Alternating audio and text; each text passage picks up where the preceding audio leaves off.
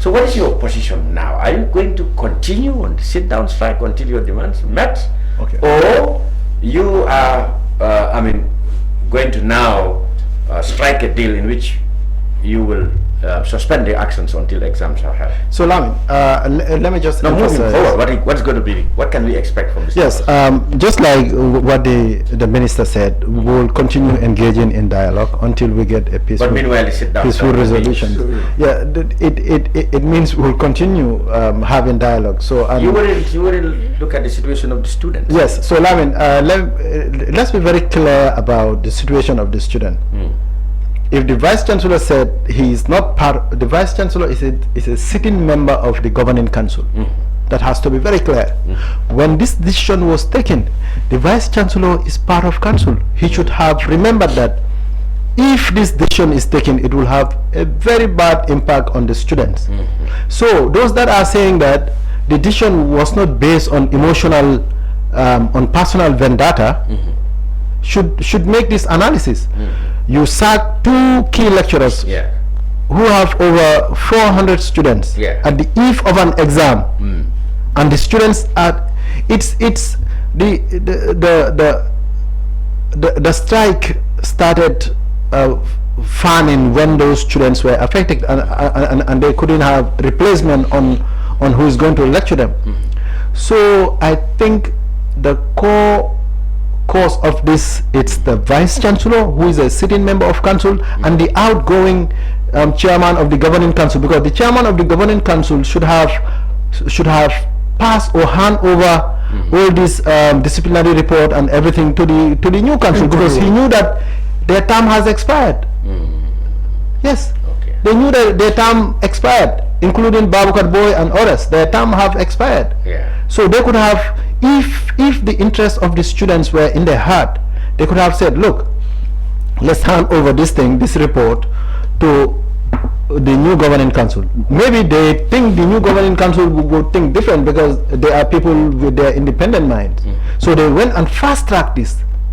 So it is not the staff association that is holding the students at ransom, but it is the Vice Chancellor with conspiracy. Even if you listen to the audio, there were a lot of clear conspiracy between the Vice Chancellor, the chairman of the governing council, and some other members of the governing council to get rid of Dr. Jiba and Dr. Matayamyai, and they have sacrificed their old students. So it means the Vice Chancellor has no feeling for the student. If he had, he would not have taken such a decision at this crucial time. So let's look at this, because I'm still trying to find out people who are concerned that there should be a breakthrough in the interest of the students. Now, what the Vice Chancellor said here, he said the government-led framework, which included both the Students' Union and the Staff Association, resulted in resolutions in the replacement of the dismissed lecturers. And that's replacement. In fact, different from statement. Let's look at this thing critically. Replacement. Replacement. Yes. Oh, okay. Now, these 2 lecturers. To replace them in the interim. No, we are not involved in any replacement. No, that is his. That's what he said. That is the Vice Chancellor resolution with the student. Yes. We were actually excluded and isolated. Our question is, he didn't even want us to be part of it. I see. And but he wants to actually cop the government. What about, you said the same resolution said the rescheduling of exams and orientation sessions on staff promotions, etc., etc. You know about that. Lamin, rescheduling of exams, and these are administrative issues. We have no control over that. But this resolution about replacement of the Union Parliament. No, anyway, we are not part of it. We cannot be calling for replacement, and when you are calling for instead. Yes, it defies logic. We are calling, and in fact, these 2 people are senior lecturers with terminal degrees, and the other one associate professor. If their courses are given to somebody with master's degree, and lecturer, what do you think about that? So you see, the university is not interested. The man just wants to actually cleanse the university with those who are critical and try to reconsolidate himself in his governance. So in other words, your position is that reinstate the duo, or you're not going to sit down? You're not going to... No, we are actually working with the government on the negotiation. And then we actually But you are saying that we actually appreciate. the government ideally don't interfere in that. No, in interference, they cannot just tell these people to reinstate these people. They can't do it. They can do, but they have to establish an avenue where they will see the need to reinstate them. That was why we actually tried to create they created that committee. Even though our members did not actually respond to that.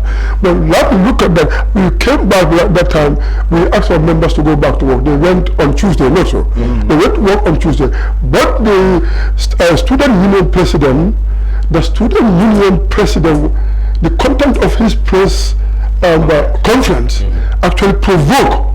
I see. And then he's just trying to convince them that it was his influence that is actually making the staff to return to and then you can understand, and the vice also make it clear that students are more important, but lecturers, scholars are marginal, or they will marginalize. And then I could not actually have any control, influence our staff, even though first day I said, go back to work and let's give government 48 hours. Because I know how government actually humble, especially the vice president and the ministers humble themselves to listen to us.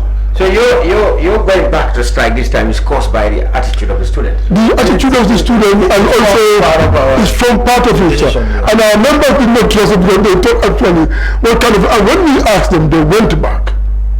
And they went back. But when they had the student union president, who does not even represent even 30% of the student aspiration, because students are counting him right now. Exactly. So, and then they went back, they said, we could go, how could our student?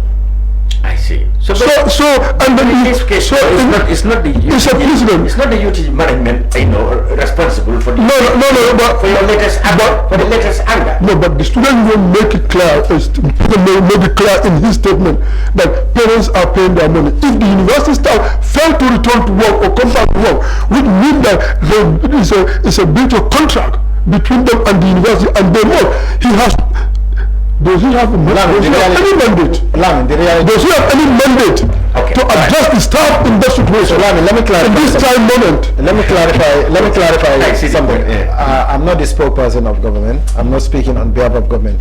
But I just want to clarify these two terms, interference and intervention. Government is intervening to ensure that we have they pacify a very peaceful resolutions.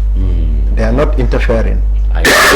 Because all these meetings, the Minister of Higher Education was always in attendance.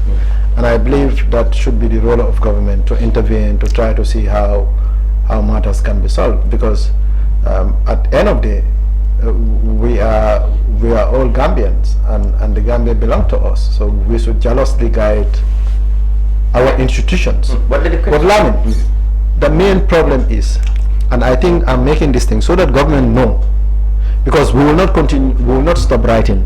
Whenever we write, we will not disrespect anybody, but we will copy them.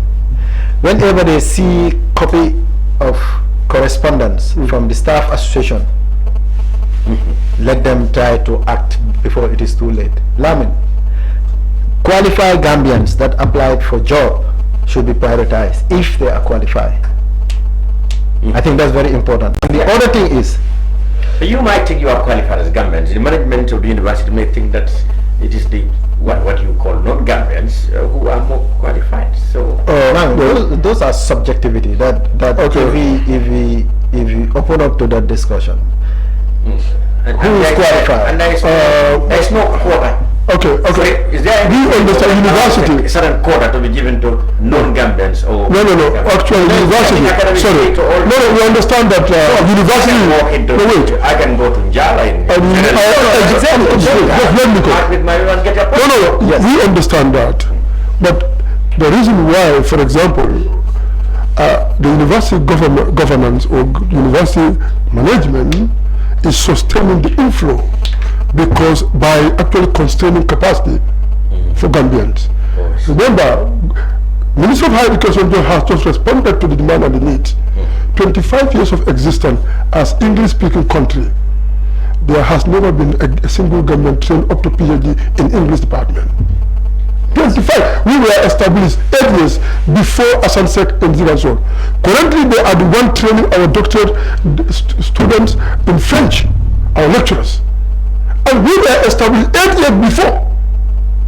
So this is a kind of a situation in the Gambia where institutional leaders will constrain capacity in order to create a condition, and in order to create a weak condition for that matter. In this department, we are English-speaking country. It should have been the first founding discipline in the university.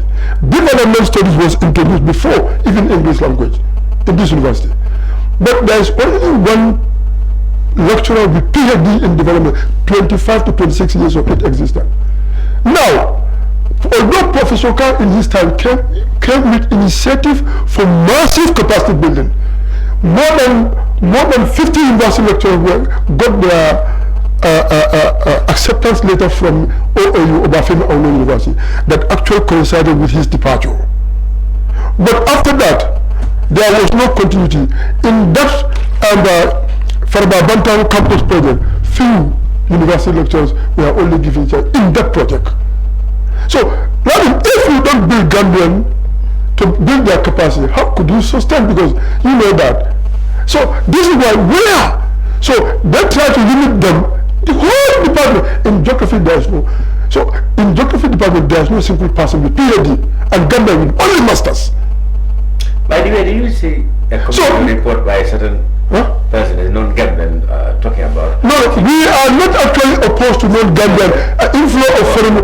We are not actually opposed to inflow of foreign experts, because they are here to complement. And secondly, most of them are Africans. No, and UTG is an international. It's an international. We are not. But you know what happened? The vice president will make use of these people as a kind of a seal against Gambians. Look at that now, against Gambia. That's what he's doing. That's what we are. These people, we brought some of them. But now in a situation where why should we actually delay the promotion for Gambians? Because associate professors will sit in Senate. Over 1 year you are doing that. So what we cannot understand, how can you do that? We are not opposed to those people. But his kind of style of administration, trying to manipulate the condition in order to constrain. Okay.